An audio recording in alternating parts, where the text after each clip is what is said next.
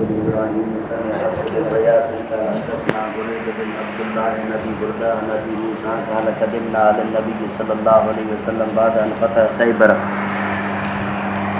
خیبر کے بارے میں روایات چل رہی ہیں. حضرت ابو موسیٰ اشعری کے بیٹے حضرت ابی بردہ فرماتے ہیں کہ قدمنا علی النبی صلی اللہ علیہ وسلم. حضرت ابو موسیٰ نے فرمایا کہ آئے ہم حضور صلی اللہ علیہ وسلم کے پاس بعد ان فتح خیبر، بعد اس کے حضور صلی اللہ علیہ وسلم خیبر کو فتح کر چکے تھے. فقسم لنا، حضور نے ہمارے واسطے تقسیم میں حصہ رکھا. ولم یقسم لأحد، اور نہیں حصہ رکھا کسی کے واسطے. لم یشهد الفتح غیرنا، جو نہیں آیا تھا اسی فتح خیبر میں ہمارے سوا. محض ہمارے واسطے حضور صلی اللہ علیہ وسلم نے حصہ رکھا تھا، باقی کسی اور کے واسطے کوئی حصہ نہیں رکھا تھا جو خیبر میں شریک نہیں ہوئے تھے. بِهِ قال حدثني عبد الله بن محمد قال حدثنا معاوية بن عمر قال حدثنا ابو اسحاق عن مالك بن انس قال حدثني سالم بن مولى بن مطيع انه سمع ابا هريرة يقول افتتحنا خیبر. حضرت ابو ہریرہ فرمانے لگے کہ ہم نے فتح خیبر کی. فلم نغنم ذهبا ولا فضة، ہمیں کوئی غنیمت میں سونا نہیں ملا، چاندی نہیں ملا. انما غنمنا البقر والابل والمتاع والحوائط،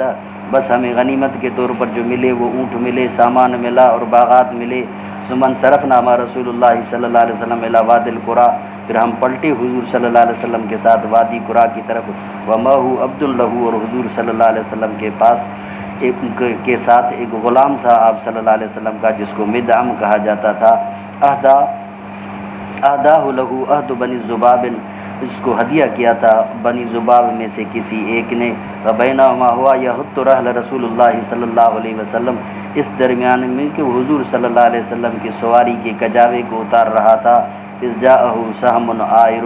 اچانک اسی پر جو ہے وہ نامعلوم تیر آیا. حتی اصاب ذالک العبد، وہ تیر جا کر اسی غلام کو لگا. وقال الناس ہنیئا لہ الشہادہ، لوگ کہنے لگے مبارکباد ہو شہادت کی. چونکہ وہ ایک جہاد کے غزوے میں شریک ہے اور واپسی ہو رہی ہے، اب اسی واپسی کے دوران نامعلوم تیر آ کر اس کو لگا ہے. اسی تیر لگنے کی وجہ سے لوگ کہنے لگے کہ مبارک ہو اس کی شہادت کی. فقال رسول اللہ صلی اللہ علیہ وسلم بلا، ہاں یقیناً اس کو شہادت تو ہے، اسی شہادت میں کوئی شک کو نہیں ہے. والذی نفسی بیدہ، قسم ہے اسی ذات کے بارے نفس کے اس کی ذات کے بارے میں، قسم ہے اسی ذات کی جس کی دست قدرت میں میری جان ہے. بیدہ، جس کے دست قدرت میں میری جان ہے، جس کے کنٹرول میں میرا نفس ہے، جس کے ہاتھ میں میری جان ہے. ان شملۃ التی، بے شک وہ شملہ، التی اصابہا یوم الخیبر، جو اس کو ملا تھا خیبر والے دن، من المغانم، غنیمت سے تھا. لم تصب حل مقاسم، جس پر تقسیم نہیں ہوئی تھی اس نے تقسیم سے پہلے وہ گرم چادر اپنے واسطے مختص کر کے رکھی تھی. لا تشتعل علیہ نارن، وہ نار اس پر بھڑکا رہی ہے، نار اس پر جو ہے وہ شعلے مار رہی ہے. فجاء رجل حین سمع ذلک، پس آیا ایک شخص جب اس نے یہ بات سنی رسول اللہ صلی اللہ علیہ وسلم سے، بشراکن او شراکین، ایک تسمے کے ساتھ یا دو تسموں کے ساتھ. فقال ھذا شیء کنت اصبته، وہ آ کر کہنے لگا یہ چیز ہے جس کو میں نے بھی حاصل کیا تھا،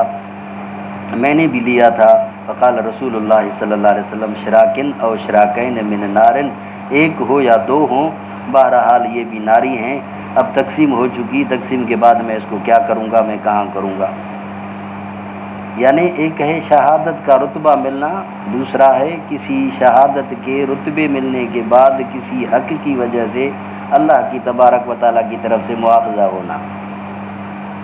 حقوق اللہ میں کسی قسم کا مواخذہ شہید سے نہیں ہوگا، باقی حقوق العباد میں وہ مواخذہ ہوگا. چونکہ یہ غنیمت کا مال تھا، غنیمت کی چادر تھی، جس کو تقسیم سے پہلے اسی مدعم نے اپنے پاس رکھ لیا تھا. وہ اسی وجہ سے وہ حقوق العباد کا چونکہ اس نے خیال نہیں کیا، اسی حقوق العباد کی وجہ سے یہ چیز ہوئی. یہ بلا لفظ، بلا بل، حضرت شیخ زکریا رحمۃ اللہ علیہ اپنی تقریر میں فرماتے ہیں کہ یہ بلا کے لفظ نے محدثین کو بڑا پریشان کیا ہے کہ کیا مطلب اس کا. یہ بلا تو ویسے ہوتی ہے نا، ایک مقصد ہے دوسرے مقصد کی طرف منتقل ہونے کی. تو جب وہ پہلے یہ کہا جا رہا ہے کہ اس کو شہادت ہے اب بلا کو اگر انتقال الی الغیر کہا جائے تو مانا اس کو شہادت نہیں ہے، یہ مراد، کیونکہ نا شہادت تو اس کی ہے لیکن بلا ہاں جیسے کہا جاتا ہے نا کسی عام بات کی توجہ کی، یعنی اردو میں بھی یہ لفظ استعمال آتا ہے، تو پھر ہاں بات ہے تو صحیح، شہادت تو ہے تو صحیح، لیکن بات یہ ہے آگے والی بات جو ہے اسی کی یہ ہے کہ آگے چونکہ اس سے یہ عمل سرزد ہوا ہے، اسی عمل کی سرزدگی کی وجہ سے اللہ تبارک و تعالیٰ اسی سے حساب لیں گے۔ اور اس طرح کے جو غنیمت کے مال ہوتے ہیں، ان غنیمت کے مالوں کے اندر پوری احتیاط کرنی چاہیے، خصوصاً جو مفاد عامہ کی چیزیں ہوں جیسے مدرسے کی چیزیں، مدرسے کے مال کو بھی اسی طرح مال غنیمت سمجھا جاتا ہے۔ مال غنیمت مانا یہ نہیں ہے کہ حسب ہڑپ کرتے جاؤ، یعنی اسی طرح ہے کہ حکم موسیقہ بھی وہی ہے جیسے غنیمت کے مال کا حکم ہے۔ بہی قال حدثنا سعید بن ابی مریم قال اخبرنا محمد بن جعفر قال اخبرنی زید بن ابی انہ سمع عمر بن الخطاب یقول اما والذی نفسی بیدی، قسم اس ذات کا جس کی دست قدرت میں میری جان ہے، لولا ان اترک آخر الناس ببانا لیس لهم شیء ما فتحت علی قریۃ الا قسمتها کما قسم النبی صلی اللہ علیہ وسلم خیبر ولکنی اترکها خزانۃ لهم یقتسمونها۔ یہ حضرت عمر فاروق رضی اللہ تعالیٰ عنہ کے اجتہادی فیصلوں میں سے یہ فیصلہ ہے۔ جو چیزیں غنیمت میں آتی ہیں، اگر منقولہ چیز ہے، منقولہ چیزوں کو تو غنیمت میں تقسیم کیا جاتا ہے جیسے معمول تھا حضور صلی اللہ علیہ وسلم کا، خلفائے راشدین کا، حضرت عمر فاروق رضی اللہ تعالیٰ عنہ کا۔ لیکن جو چیز غیر منقولہ ہے جیسے زمین، اس زمین کے بارے میں حضور صلی اللہ علیہ وسلم کا فیصلہ خیبر میں ملا۔ حضور نے یہ فیصلہ فرمایا کہ خیبر کی سرزمین کو آپ صلی اللہ علیہ وسلم نے مجاہدین میں تقسیم فرمایا۔ لیکن حضرت عمر فاروق رضی اللہ تعالیٰ عنہ نے زمین کے متعلق یہ فیصلہ فرمایا کہ میں زمین کے متعلق یہ فیصلہ کروں گا کہ آنے والے لوگ، جو آگے والی آنے نسلیں ہوں گی، آنے والی نسلیں یہ زمین کی سرزمین سے محروم رہیں گی، اسی محرومیت کی وجہ سے میں ان کو غانمین میں تقسیم نہیں کروں گا، بلکہ جو کچھ بھی ہے اس کو وقف للہ کیا جائے گا تاکہ جتنی بھی آنے والی نسلیں ہیں سب اسی سے فائدہ حاصل کرتی رہیں، کسی کی ملکیت میں نہیں کروں گا۔ کسی کی ملکیت نہ کرنے کی جو وجہ تھی حضرت عمر فاروق رضی اللہ تعالیٰ عنہ کی جو حکمت تھی، اجتہاد تھا، وہ یہ تھا کہ تاکہ آنے والی نسلوں کے لیے بھی اسی زمین سے پیدا کرنے کی گنجائش ہو، چونکہ اگر کسی ایک کی ملک قرار دی جائے گی مجاہد کی تو ظاہر ہے پھر دوسرے کو فائدہ نہیں ہوگا نا، اسی لیے حضرت عمر فاروق رضی اللہ تعالیٰ نے یہ فیصلہ فرمایا۔ انہ سمع عمر بن الخطاب یقول، فرمایا اما والذی نفسی بیدہ، قسم اسی ذات کی جس کی دست قدرت میں میری جان ہے، لولا ان اترک آخر الناس، اگر نہ چھوڑتا میں آخر لوگوں کو محتاج ببان، یہ عربی کا لفظ ہے یا غیر عربی لفظ ہے، بہرحال ببان بمانا محتاج، حاجت مند، فقیر، دست نگر، لیس لهم شیء، تو نہ ہوتا ان کے واسطے کوئی چیز، ما فتحت علی قریۃ الا قسمتها، مگر میں اس کو تقسیم کرتا، کما قسم النبی صلی اللہ علیہ وسلم خیبر، جیسے حضور نے خیبر کو تقسیم فرمایا، ولکنی اترکها خزانۃ لهم یقتسمونها، لیکن میں اس کو چھوڑتا ہوں او خزانے کے طور پر، ذخیرے کے طور پر، تاکہ وہ آنے والے نسلیں اسی کو تقسیم کر کے اسی سے فائدہ حاصل کرتی رہیں۔ به قال حدثنا محمد بن المثنى قال حدثنا ابن مهدي عن مالك بن انس عن زيد بن اسلم عن ابيه عن عمر قال لولا آخر المسلمين ما فتحت عليهم قرية الا قسمتها، مگر میں اس کو تقسیم کرتا کما قسم النبی صلی اللہ علیہ وسلم خیبر، جیسے حضور نے تقسیم فرمائی، لیکن میرے کو آنے والے لوگوں کا احساس ہو رہا، اسی وجہ سے میں اسی کو تقسیم نہیں کرتا۔ بہی قال حدثنا علی بن عبداللہ، سارے صحابہ موجود ہیں، سب صحابہ نے حضرت عمر فاروق رضی اللہ تعالیٰ عنہ کے فیصلے کی تصویب فرمائی، کسی نے بھی حضرت عمر رضی اللہ تعالیٰ عنہ کے فیصلے سے اختلاف نہیں کیا تھا سوائے حضرت بلال کے۔ حضرت بلال حضور صلی اللہ علیہ وسلم کے پیارے تھے کہ آئے گا، وہ حدیث کہیں ذکر ہوگی، مضارعت میں آئے گی، اتنا تنگ کیا حضرت عمر فاروق کو، حضرت عمر فاروق نے کہا اللہ بلال ہموں جان چھڑا ہے، ارے نا بلال، او اللہ سے انہیں بلال جان چھڑا ہے۔ قدرت خدا کی کہ ایک دو دن کے اندر حضرت بلال کا انتقال ہو گیا۔ حضرت عمر ہو بابا، مذاق تھوڑی ہے۔ قال عبداللہ قال حدثنا سفیان قال سمعت الزہری وسألہ اسماعیل بن امیہ قال اخبرنی انبسط بن سعید ان ابا ہریرہ النبی صلی اللہ علیہ وسلم فسألہ، حضرت ابو ہریرہ حضور صلی اللہ علیہ وسلم خدمت میں آیا، پس حضور سے درخواست کی، فقال له بعض بنی سعد بن العاص، پس کہنے لگے اسے اس کے بارے میں بعض سعد بنی العاص والے، لا توتی ہو حضرت، اسی حضرت ابو ہریرہ کو نہ دیجیے۔ وقال ابو ہریرہ ھذا قاتل ابن کوکل، حضرت ابو ہریرہ فرمانے لگے سائیں یہ قاتل ہے ابن کوکل کا، نعمان بن کوکل کا یہ قاتل ہے ابان۔ فقال وأجباه، اب حضرت ابان کہنے لگا اے افسوس، لوبر تدلى من قدوم الزان، یہ لومڑی جو ہے زان کے پہاڑوں سے اتر کر ادھر آئی ہے۔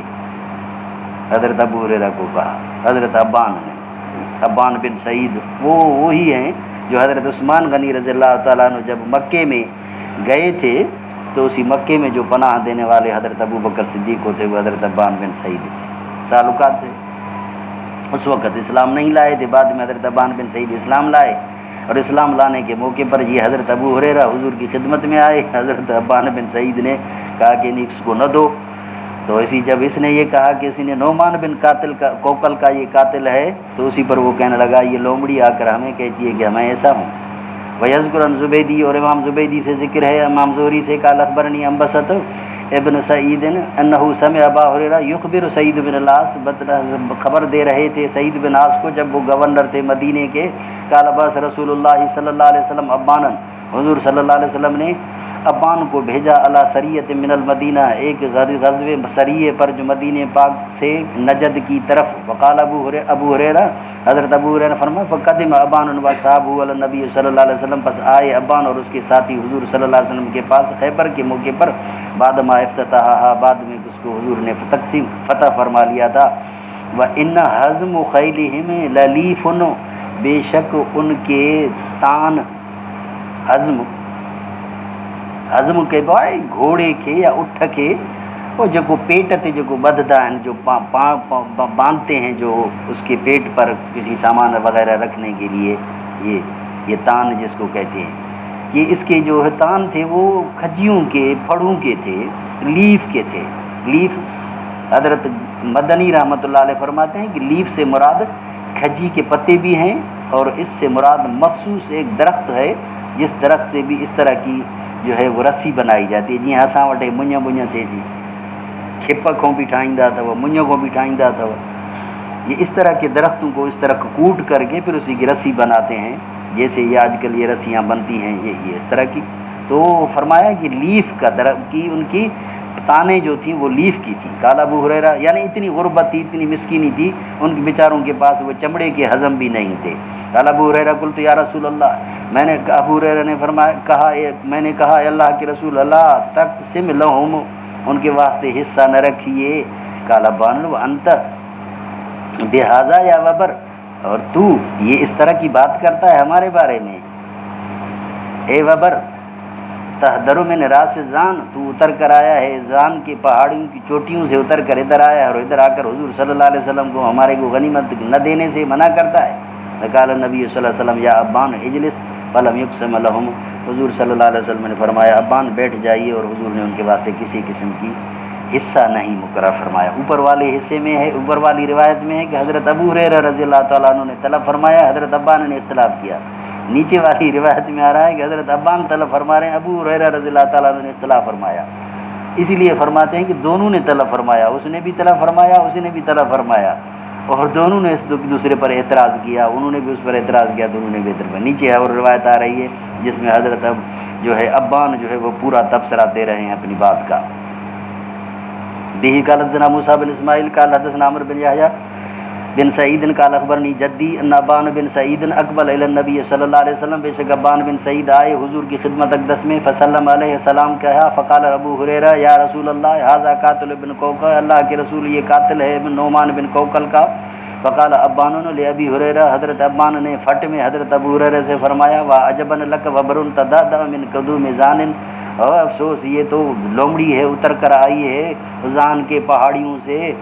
ینعا علیہ اعتراض کرتا ہے مجھ پر، امرأن اکرمہ اللہ بیدی، وہ چونکہ حضرت نعمان بن کوکل کی شہادت کا اس کو ذمہ دار ٹھہرایا تھا نا، اب اس کا جواب دے رہا ہے، ینعا علیہ، اور مجھ پر الزام لگاتا ہے، عیب لگاتا ہے، امرأن ایسے آدمی کا کہ اکرمہ اللہ بیدی، جس کو اللہ نے میرے ہاتھوں سے شہادت کا درجہ نصیب فرمایا، میرے ہاتھوں سے اس کو شہادت کا درجہ ملا، وہ مجھ پر الزام لگا رہا ہے۔ میں نے غلط کیا، میں نے اس کو شہادت پر پہنچایا۔ وَمَنَعَهُ أَن يُهِينَنِي بِيَدِهِ، اور خدا تبارک و تعالیٰ نے مجھے بچایا،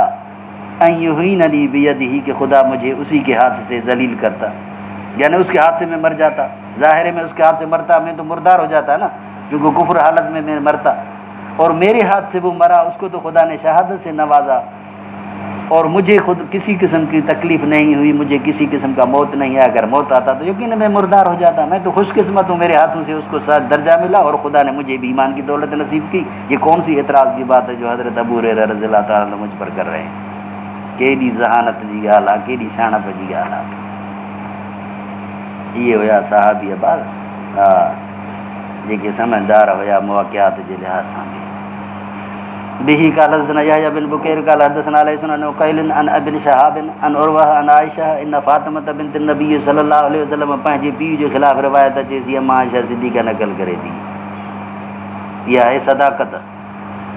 روایت اچے تھی نا ہیٹھوں، انہی میں اچے تو ابو بکر صدیق تے اما فاطمہ کاوڑجے تھی، وہ روایت بی بی فاطمہ اما عائشہ کو نقل دی تھی۔ ان کو ودیک کا حدیث جی حجت جے متھوں کا دلیل کھپے وچا، پنहिंजे پीउ کے خلاف حدیث थी अचे، ظاہری طور ते اگرچہ کھڑی مقصد ان جو نہ ہے لیکن ہے تو صحیح نا، تو یہ خود نقل فرما رہی ہیں اسی حدیث کو۔ فرمایا فاطمہ بنت النبی صلی اللہ علیہ وسلم، یہ بے پہلو سا ماں چواں تو، ارسلت الی ابی بکر، اس نے پیغام بھیجا حضرت ابو بکر صدیق رضی اللہ تعالیٰ عنہ کی خدمت میں، یعنی خود نہیں گئیں۔ بی بی فاطمہ بطول ہے، بطول بمانا دنیا جہان کو چھوڑ چھاڑنے والی، کوئی بھی ان کو دنیا سے رغبت نہیں تھی، کوئی بھی ان کو دنیا سے دلچسپی نہیں تھی۔ جب فاطمہ بطول آتا پو وری فتح کے جلا جاجے کا مڑ گئی،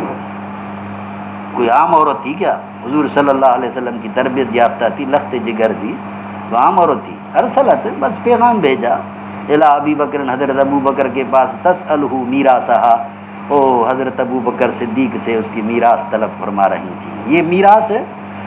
یہ دولت جمع کرنے کے لیے بی بی فاطمہ نہیں، حضور صلی اللہ علیہ وسلم کا ترکہ تبرک ہے، رحمت ہے، اسی رحمت کو سمیٹنے کے لیے بی بی سے فاطمہ نے پیغام بھیجا۔ تبرک ہے حضور صلی اللہ علیہ وسلم، کوئی آدمی اپنے بڑے کے تبرکات کو محفوظ کرتا ہے یا نہیں کرتا؟ تو یہ حضرت بی بی فاطمہ کا طلب کرنا، یہ مانگنا، یہ دولت جمع کرنے کے طور پر نہیں تھا، بلکہ یہ تبرک نبوی کو اور اسی اساس نبوی کو اپنے پاس محفوظ کرنے کی غرض سے تھا، اسی نیت سے تھا۔ فرمایا تسألہ میراثہا من رسول اللہ صلی اللہ علیہ وسلم مما افاء اللہ علیہ بالمدینہ، جو فیء کے طور پر اللہ نے اس کو مدینہ پاک میں عطا فرمایا تھا، وفدق، اور فدق کا بھی، وما بقی من خمس خیبر، اور جو خمس خیبر سے بھی جو حضور صلی اللہ علیہ وسلم کے پاس فیء کے طور پر آیا تھا۔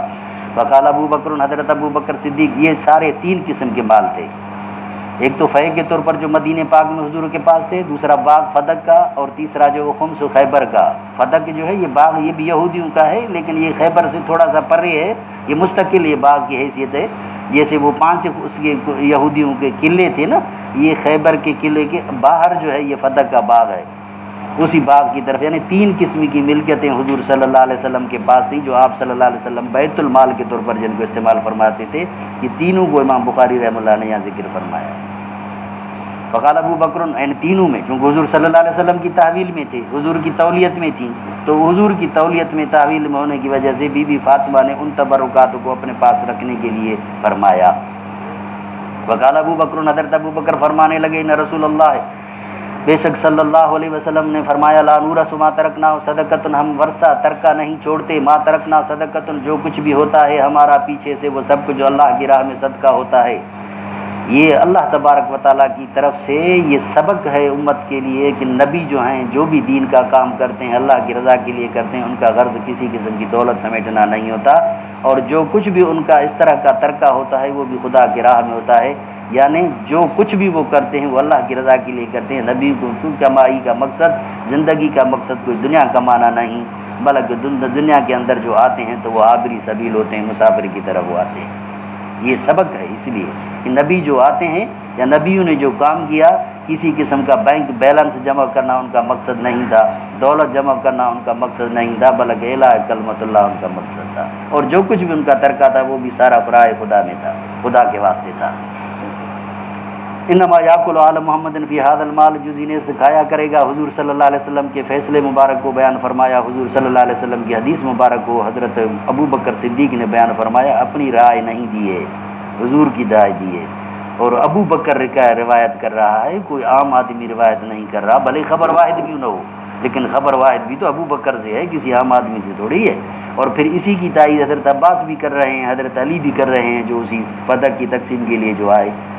اور صحابہ بھی سارے اسی کی تسلیم کر رہے ہیں کہ برابر حضور صلی اللہ علیہ وسلم کا یہ فرمان ہے۔ خود بی بی فاطمہ کو بھی یہ جب ذہن میں آئی تو اس کے بعد بی بی فاطمہ کو بھی بڑا احساس ہوا،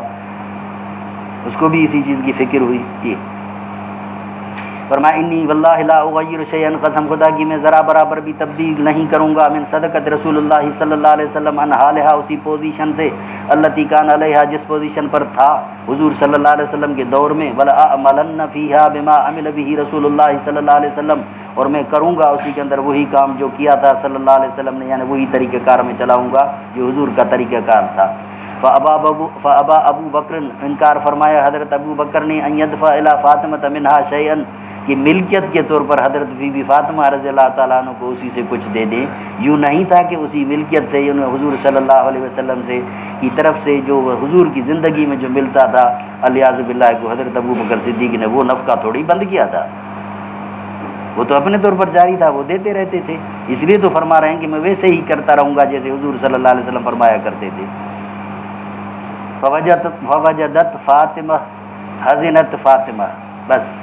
اب وجد کا لفظ ہے، حزن کا لفظ ہے، غضب کا لفظ ہے، کچھ بھی ہے، روایتیں غضب کی بھی آ رہی ہیں اور حزن کی بھی روایات آ رہی ہیں۔ حضرت مدنی رحمۃ اللہ علیہ فرماتے ہیں کہ یہ انتزاع ہے راوی کی طرف سے،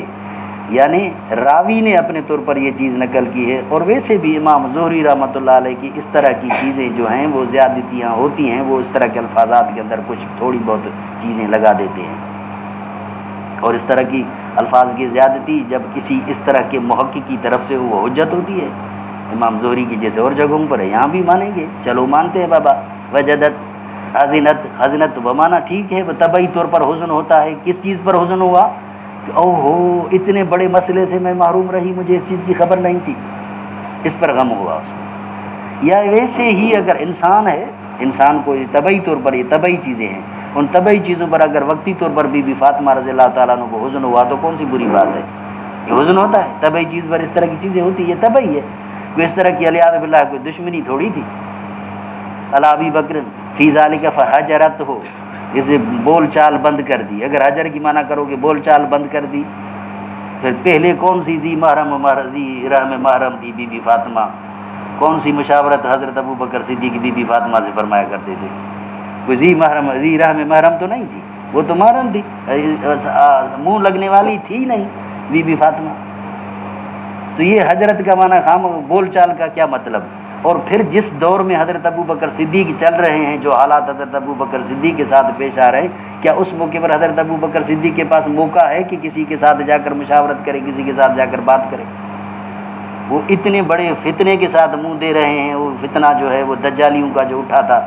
یہ مسیلمہ کذاب والا اور اسود عنسی والا، کیا یہ کم فتنے تھے؟ حضرت ابو بکر صدیق ان چیزوں میں مصروف تھے، حضور صلی اللہ علیہ وسلم کا وصال کی پریشانی اپنی جگہ پر، اور اتنا بڑا فتنہ سامنے حضرت ابو بکر صدیق کے، کیا حضرت ابو بکر صدیق کے پاس اتنا وقت تھا کہ جا کر مشورہ بولتے رہیں اور پوچھتے رہیں؟ یہ تھا ہی نہیں۔ بابانا بی بی فاطمہ رضی اللہ تعالی عنہا حجرت ہو، اس کا بات کو، اس گفتگو کو وہیں بند کر دیا، بس چونکہ بات واضح ہو گئی، حضور صلی اللہ علیہ وسلم کا فرمان آ گیا، لہذا آگے کسی قسم کی بول چال حضرت بی بی فاطمہ صدیقہ رضی اللہ تعالیٰ عنہ نے نہیں فرمائی، بس اس کو یہیں بند کر دیا، ٹپ دیا۔ فلم تکلمہ، پھر کبھی بھی اس بارے میں کلام نہیں فرمایا، حتیٰ توفیت، یہاں تک کہ وفات پا گئی، وصال ہو گیا۔ وعاشت بعد النبی صلی اللہ علیہ وعاشت بعد النبی صلی اللہ علیہ وسلم ستۃ اشہر، اور رہی تھی بی بی فاطمہ رضی اللہ تعالی عنہا حضور صلی اللہ علیہ وسلم کے بعد کل 6 مہینے۔ فلما توفیت، جب وفات پا گئیں، دفنہا زوجہا علی لیلا، اور دفن فرمایا تھا بی بی فاطمہ کو ان کے شوہر حضرت علی نے رات کو۔ ولم یوزن بہا ابا بکر، حضرت ابو بکر کو علم بتایا ہی نہیں تھا، یہ تک ازلی دشمنی تو دکھا رہے تھے۔ یہ بہرحال امام بخاری کی روایت ہے، یہ ذکر فرمائی ہے ہمیں اثر آنکھوں پر، اور اب بزرگان دین بھی فرمایا ہے کہ ٹھیک ہے یقیناً حضرت ابو بکر صدیق کو یہ چیز کی نہیں تھی، لیکن دوسری روایات سے یہی آتا ہے کہ خود حضرت ابو بکر صدیق رضی اللہ تعالیٰ عنہ کی جو ہے اسی کی پوری معلومات دیتے رہتے تھے، پوری تیمارداری فرمایا کرتے تھے۔ بی بی عائشہ صدیقہ یومیہ طور پر بی بی فاطمہ کے پاس جایا کرتی تھیں، پوچھا کرتی تھی، اس وجہ سے بی بی عائشہ صدیقہ بی بی فاطمہ سے ان 6 مہینوں کے اندر وہ بات بھی پوچھ چکی تھی جس میں حضور صلی اللہ علیہ وسلم نے اسے کان میں بات فرمائی، جس کی وجہ سے بی بی فاطمہ رو پڑی۔ پھر دوسری مرتبہ جب کان میں بات فرمائی بی بی فاطمہ رضی اللہ تعالیٰ ہنس پڑی، تو بی بی عائشہ نے پوچھا کہ بھی کس چیز پر رو رہی تھی، کس چیز پر ہنس رہی تھی، تو حضرت فاطمہ نے فرمایا کہ میں یہ چیز ابھی نہیں بتاؤں گی، یہ مجھے حضور نے منع فرمائی ہے۔ جب حضور کا وصال ہوا تو وصال ہونے کے بعد بی بی فاطمہ سے اما عائشہ نے پوچھا، اسی نے یہ روایت نقل کی کہ جو روئیں، رونا یہ تھا کہ حضور صلی اللہ علیہ وسلم فرمایا میں اس مرض میں چلا جاؤں گا، اور جو ہنسی تو ہنسنے کی وجہ یہ تھی کہ حضور نے فرمایا کہ سب سے پہلے خاندان میں جو میرے ساتھ آ کر ملو گی وہ تم ہوگی۔ یہ روایت کرنے والی تو بی بی عائشہ ہے، مانا اتنا تعلق تھا نا، آنا جانا تھا نا، پھر یہ روایت کہاں سے آتی 6 مہینے کے اندر؟ ظاہر ہے اتنا قرب تھا نا، اتنا سماجی تعلق تھا نا، تب تو یہ روایت آ رہی ہے بی بی عائشہ صدیقہ کی بی بی فاطمہ رضی اللہ تعالیٰ عنہا سے نا۔ اگر اس طرح کا حجر ہوتا، اس طرح کی لا تعلقی ہوتی اور اس طرح کا سوشل بائیکاٹ ہوتا، پھر کہاں سے یہ روایت آتی، کیسے آتی ہے؟ لم یوزن بہا ابو بکر، حضرت ابو بکر صدیق نے نماز جنازہ پڑھائی تھی، اور باقی رہا حضرت بی بی فاطمہ رضی اللہ تعالیٰ عنہ کی یہ تمنا تھی کہ میرا جنازہ کوئی بھی اجنبی شخص نہ دیکھے، یہ بی بی فاطمہ کی یقیناً تمنا تھی، اور یہ فرمایا کرتی تھی۔ بی بی اسماء رضی اللہ تعالیٰ عنہ نے بی بی فاطمہ کو یہ بتلایا کہ اسی جنازے کے اوپر یہ جیسی ڈولی ہوتی ہے نا، رکھی جاتی ہے،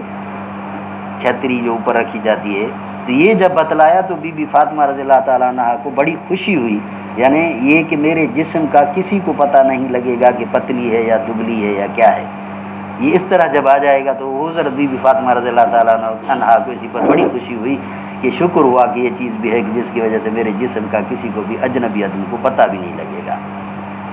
وصلی علیہا، اور حضرت ابو بکر صدیق نے اس پر نماز پڑھائی، یا حضرت علی نے اس پر نماز پڑھائی، یا حضرت ابن سعد نے پڑھائی، یا عباس نے پڑھائی۔ بہرحال وکان علی من الناس وجہ، بہرحال حضرت علی کی لوگوں کے ساتھ بڑی محبت ہوا کرتی تھی حیات فاطمہ، جب تک بی بی فاطمہ زندہ ہوتی تھیں۔ فلما توفیت، جب وفات پا گئی بی بی صاحبہ، استنکر علی وجوہ الناس، حضرت علی نے لوگوں کے چہروں کو اجنبی محسوس کیا۔ بی بی فاطمہ کی برکت تھی، اس برکت کی وجہ سے لوگ سب اسی کا احترام کرتے تھے، محبت دیتے تھے، پیار دیتے تھے، لیکن جب بی بی فاطمہ کا وصال ہو گیا تو پھر اسی طرح حضرت علی رضی اللہ تعالیٰ عنہ اپنے آپ کو اکیلا محسوس کر رہے تھے، لوگوں کی وہ توجہ ان کو نصیب نہیں ہو رہی تھی جو اس کی حیات میں نصیب ہوتی تھی۔ فالتمس مصالحت ابی بکر، پس اس نے تلاش کیا حضرت ابو بکر صدیقی کی مصالحت کو، وہ مبایعت اور اس کی بیعت کو، سمجھا کہ خیر اسی میں ہے۔ ولم یکن یبایع تلک الاشہر، اور ان 6 مہینوں کے اندر حضرت ابو بکر صدیق رضی اللہ تعالیٰ عنہ کے ساتھ حضرت علی عمومی بیعت نہیں کر سکے تھے، خصوصی بیعت نہیں کر سکے تھے، عمومی بیعت ہو چکی تھی۔ ثقیفہ بنی ساعدہ کے اندر انصار کے ساتھ حضور صلی اللہ علیہ وسلم نے عمومی، حضرت ابو بکر صدیق نے، حضرت عمر فاروق نے، وہ جو سی روایت بخاری کی آتی ہے، عمومی بیعت وہاں ہو چکی تھی انصار کے ساتھ۔ مہاجرین کے ساتھ حضرت ابو بکر صدیق نے بیعت حضور صلی اللہ علیہ وسلم کی تدفین سے پہلے یہ بیعت فرما لی تھی، عمومی بیعت تھی، سب نے کر لی۔ لیکن حضرت علی رضی اللہ تعالیٰ عنہ یا حضرت علی کے خاندان والے شریک نہ ہوئے تھے، چونکہ حضور صلی اللہ علیہ وسلم کی تجہیز تکفین میں وہی خاندان والے مصروف ہوتے ہیں نا، تو حضرت علی اسی تجہیز تکفین میں مصروف تھے۔ پھر تجہیز تکفین کی مصروفیت کے بعد پھر حضرت علی رضی اللہ تعالیٰ عنہ کے اوپر حضرت بی بی فاطمہ رضی اللہ تعالیٰ عنہ کی علالت کا معاملہ آ گیا، جس کی وجہ سے حضرت علی رضی اللہ تعالیٰ عنہ کہیں بھی باہر آنا جانا بہت کم کیا کرتے تھے، اور اس چیز کا ان کو موقع نہیں ملا، یہاں تک کہ 6 مہینے گزر گئے۔ وجہ یہی تھی اسی کی، اگر نیک نیتی کے طور پر اس کو سمجھا جائے تو یہی وجہ تھی جس وجہ سے حضرت علی رضی اللہ تعالیٰ عنہ نے بیعت نہیں فرمائی 6 مہینوں کا، اور خصوصی بیعت، عمومی بیعت تو تھی سب کی، بس سب نے کر لی تھی، اور جیسے ثقیفہ بنی ساعدہ میں ادھر حضور صلی اللہ علیہ وسلم کے وصال سے بعد، اور یہی فیصلہ تھا حضرت ابو بکر کا ہی تو فیصلہ تھا کہ حضور صلی اللہ علیہ وسلم کی تجہیز تکفین کے بارے میں ہدایت دینے والا کون تھا؟ حضرت ابو بکر ہی تو تھا، اسی نے تو بتایا کہ جو ہاں نبی فوت ہوتا ہے اسی کو وہیں دفن کیا جاتا ہے۔ بتلانے والا کون ہے؟ ابو بکر صدیق ہے، صدیق تو وہی ہے۔ ولم یکن یبایع تلک الاشر فارسل الی ابی بکر ان اتنا، حضرت ابو بکر کے پاس پیغام بھیجا کہ ہمارے پاس تشریف لائیے، لا یاتنا احد ما کا کراہیۃ لیحضر عمر، اور کسی اور کو اپنے ساتھ نہ لائیے حضرت عمر کی ناگواری کی وجہ سے۔ فقال عمر لا واللہ لا تدخل علیہم، حضرت ابو بکر صدیق کو حضرت عمر نے فرمایا لا واللہ، قسم خدا کی نہ، لا تدخل علیہم، آپ ان پر یوں نہ جائیں، اکیلے نہ جائیں، کہیں ایسا نہ ہو کہ آپ کے ساتھ وہ کسی قسم کی نازیبا بات کریں اور اس طرح کی کوئی ناماحول جو ہے ناموافق نہ ہو جائے۔ فقال ابو بکر ما اسیتہم ان یفعلوہ بی، میں نہیں محسوس کرتا ان کو کہ وہ میرے ساتھ یہ کریں گے، یہ میری ان کے اندر یہ امید نہیں ہے، میں ان کے اندر یہ چیز نہیں سمجھتا کہ میرے ساتھ کسی قسم کی وہ بے ادبی کریں گے یا اس طرح کی کو زور سے میرے ساتھ بولیں گے۔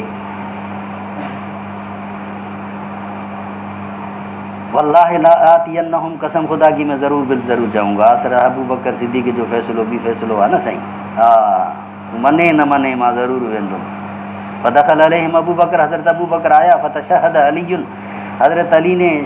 شہادت پڑھی، فقال انا قد عرفنا فضلک، بے شک ہم آپ کے فضل کو بخوبی جانتے ہیں، وما آتاک اللہ، جو اللہ نے آپ کو نوازا ہے، خلافت، تسلیم کرے تو خلافت کے کون ما آتاک اللہ ہونا یا خصوص عمومی بیعت نہ ہے نہ طبع اچھا ہے۔ فلم تنفس علیک خیرن ساکہ اللہ علیک، ہم تیرے اوپر نفس نہیں کرتے، ریس نہ تھا، کیوں؟ چونکہ حسد تو ہم نہیں کہہ سکتے نا، ہم آپ کے اوپر رزق نہیں کرتے، خیرن ساکہ اللہ علیک، اس خیر کی وجہ سے جو اللہ نے آپ کو ہانک کر دیا ہے، جو اللہ نے آپ کو عطا فرمایا ہے، جو خلافت آپ کو ملی ہے، خلافت پر ہمیں کوئی کسی قسم کا وہ اعتراض نہیں ہے اور کسی قسم کا ہمیں تحفظ نہیں ہے، ولیکن استبدت علینا بالامر، لیکن آپ نے اچانک ہمارے اوپر اسی معاملے کو کر دیا، بغیر مشاورت کے آپ نے ہمارے اوپر یہ مسئلے کو کر دیا، استبداد، کسی قسم کا آپ نے ہم سے مشاورت نہیں فرمائی۔ بس ہمیں افسوس صرف اسی چیز کا ہے، دکھ صرف اسی کا ہے کہ ہم بھی آخر اہل بیت سے تھے، آپ ہمیں اسی مشاورت میں شریک فرماتے۔ وَكُنَّا نَرَىٰ لِقُرَابَتِنَا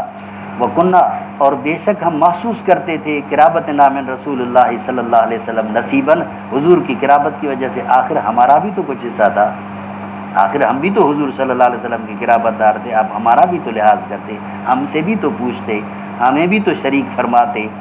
حتیٰ فاضت عین ابو بکر، یہاں تک کہ آنکھیں حضرت ابو بکر کی آنسوؤں سے بھر گئیں۔ فلما تکلم ابو بکر،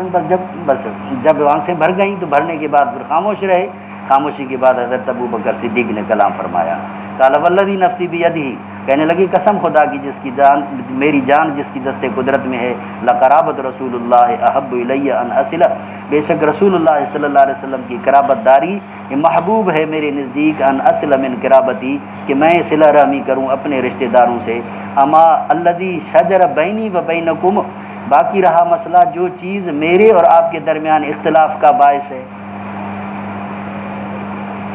یعنی فدق والا باغ یا خیبر والی ملکیت وغیرہ وغیرہ، جو ہمارے درمیان آپس میں درمیان تھوڑی کا اختلاف ہے، تنازع کا جو باعث ہے، فإنی لم آل فیہا عن الخیر، بے شک میں اس مسئلے میں نہیں ہٹا، اس مسئلے میں خیر سے، ولم اترک امرا رأیت رسول اللہ صلی اللہ علیہ وسلم، اور نہیں چھوڑا میں نے اس معاملے کو جو میں نے رسول اللہ صلی اللہ علیہ وسلم کو کرتے ہوئے دیکھا اس کے بارے میں، اللہ صنعت، مگر میں نے وہی کیا جو حضور کا معمول تھا، میں نے اسی حضور کے معمول کے مطابق کیا۔ فقال علی لابی بکر، حضرت ابو علی بھی مطمئن ہو گئے حضرت علی کے ابو بکر صدیق کے موقف سے۔ باقی جو ہے اس درمیان میں جیسے میں نے عرض کیا کہ حضرت ابو بکر صدیق کو کون سے حالات کے ساتھ سامنا تھا، کتنی بڑی پریشانیاں دی حضرت ابو بکر صدیق کو، وقت کتنا ملا تھا، کل 6 مہینے کا وقت ہے، اور اسی درمیان میں حضرت ابو بکر صدیق رضی اللہ تعالیٰ عنہ کو حضرت اسامہ کے لشکر کے بھیجنے کا مسئلہ بھی تھا، اور اس کے ساتھ ساتھ جو مرتدین کے ساتھ بھی سامنا کرنا تھا، اور اس طرح کے قبائل کی بغاوتیں بھی تو آخر پھوٹ پڑی تھی، ان کا بھی تو سامنا کرنا تھا نا۔ حضرت ابو بکر کتنے پریشان ہوں گے اسی موقع پر۔ یہ حضرت ابو بکر صدیق کا تحمل تھا کہ اسی امت کو اس موقع پر اس نے سنبھالا، کوئی بھی اس موقع پر امت کو سنبھالنے والا نہیں تھا۔ سب سے زیادہ جریح عمر فاروق، وہ تو تلوار لیے کھڑا ہوا تھا، جو کہتا ہے کہ محمد فوت ہو گیا ہے میں اس کی گردن اتاروں گا تو یہ حضرت عمر فاروق کا تو یہ تھا حال، تو اوروں کا کیا ہوگا؟ تو اسی موقع پر جو امت کو سنبھالا ہے وہ حضرت ابو بکر صدیق نے سنبھالا ہے، نبی کا سایہ ہے بابا، کوئی مذاق تو نہیں۔ فقال علی علی ابی بکر موعدک، میرا آپ سے وعدہ ہے، العشیہ للبیع، شام کو میں بیعت کے لیے حاضر ہوں گا۔ فلما صلی ابو بکر الظہر، جب حضور ابو بکر نے ظہر کی نماز ادا فرمائی، رکع علی المنبر، تو منبر پر جلوہ افروز ہوئے، فتشہد وذکر شان علی، حضرت علی کے شان کو بیان فرمایا، وتخلفہ عن البیع، اور ان کے بیعت کے پیچھے رہنے کو بیان فرمایا، وعذرہ، اور اس کی معذرت کو، بالذی اعتذر الیہ، جو ان کے ساتھ معذرت کی، ثم استغفر، پھر استغفار فرمایا، وتشہد علی، اور حضرت علی نے بھی اسی طرح شہادت پڑھی، عظم، اور عظمت بیان فرمائی، حق ابی بکر، ابو بکر کی صدیق میں، وحدث، اور بیان فرمایا، انہ لم یحملہ علی الذی صنع نفاست علی ابی بکر، نہیں ابھارا تھا مجھے اس چیز پر میں حضرت ابو بکر کے ساتھ کسی قسم کی اسی پیچھے رہنے میں کوئی میں حسد کرتا تھا ابو بکر پر، ولا انکار للذی فضلہ اللہ بہ، نہ میں انکار کرتا ہوں اس چیز کا جو حضرت ابو بکر کو اللہ نے فضل عطا فرمایا ہے، ولکن کنا نری لنا فی الامر نصیبا، لیکن ہم اس معاملے میں بھی اپنا حصہ سمجھتے تھے، تھوڑا بہت ہمیں بھی شریک کیا جاتا۔ واستبد علینا فوجدنا فی انفسنا فسر بذلک المسلمون، مسلمانوں کو اسی عمل پر بڑی خوشی ہوئی، وقالوا اصبت، اور سب کے سب حضرت علی سے فرمانے لگے آپ نے صحیح کیا، وکان المسلمون الی علی قریبا حین راج الامر بالمعروف، پھر سارے کے سارے مسلمان حضرت علی کے قریب ہو گئے، حین راج الامر بالمعروف، جب امر بالمعروف کی طرف حضرت عمر فاروق حضرت علی نے رجوع فرمایا، سارے کے سارے پھر اسی طرح حضرت علی رضی اللہ تعالیٰ عنہ کے ساتھ محبت کرنے لگے۔ حدثنا محمد بن شار حدثنا حرمی حدثنا شعبہ بن عمر کرمان عائشہ قالت لما فتحت خیبر قلنا الان نشبع من التمر، اور جب خیبر فتح ہوئی تو ہم نے یہی کہا کہ اب ہمیں کھجیاں خوب ملیں گی۔ حدثنا الحسن قال حدثنا قرہ بن حبیب قال حدثنا عبد الرحمن بن عبداللہ بن دینار ابی عمر ابن عمر قال ما شبعنا حتى فتحنا خیبر، کبھی بھی